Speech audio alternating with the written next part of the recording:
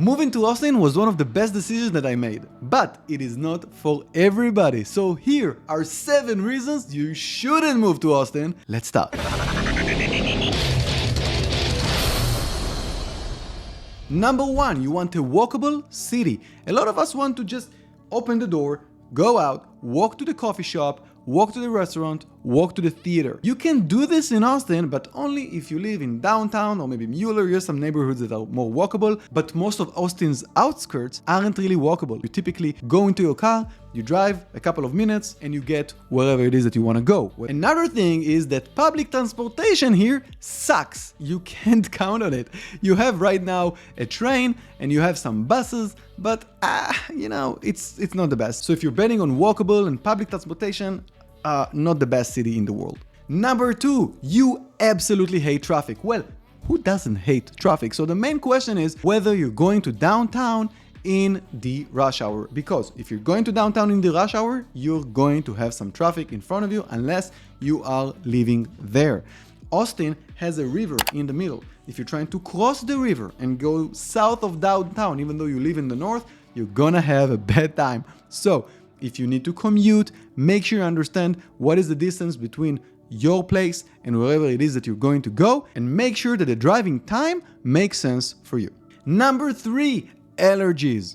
Austin is overflowing with cedar trees and some other dark magic that brings the allergies out of you.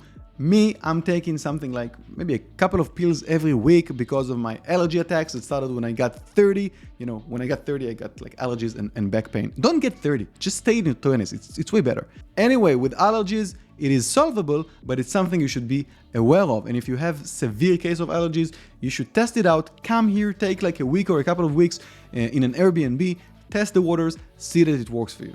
Number 4, you only want to live in a blue state. Austin is a blue or maybe a purple city, but Texas is definitely a red state. For some people, this is going to be a deal breaker. For others, they're going to be fine with it, so it's really up to you. Number 5, you want to be within driving distance from beaches and from skiing.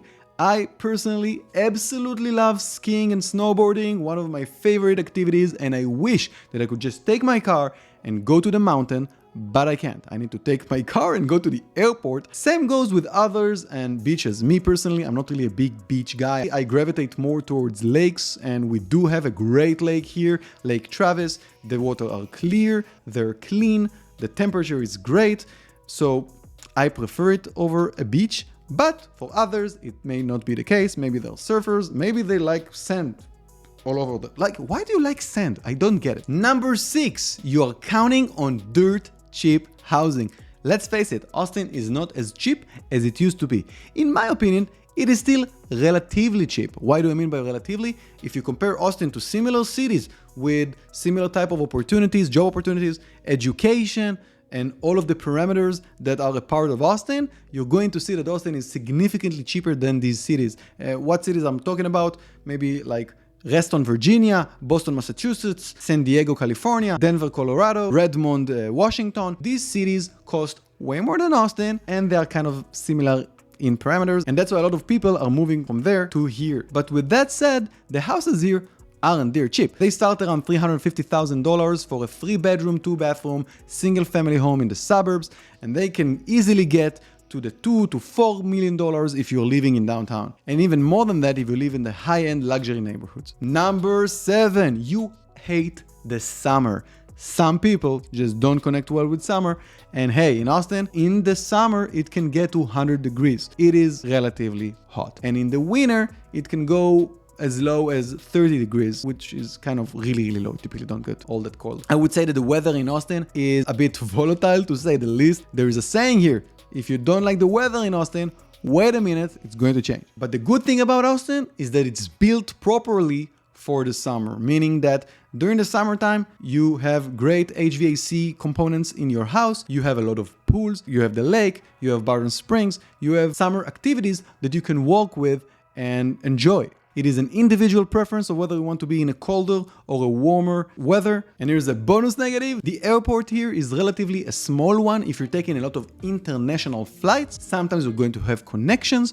Unlike if you're flying from California or New York or Washington, these airports have more available flights. All right, that's about it. These are the main things that are negative about Austin from what I can tell. What did I forget? What are the things that you don't like about Austin? Let me know in the comments below. It is really important for you to weigh these out. You need to weigh all the options out, all the parameters, understand what applies to you, and then understand what is the informed decision that you should make before considering to move here.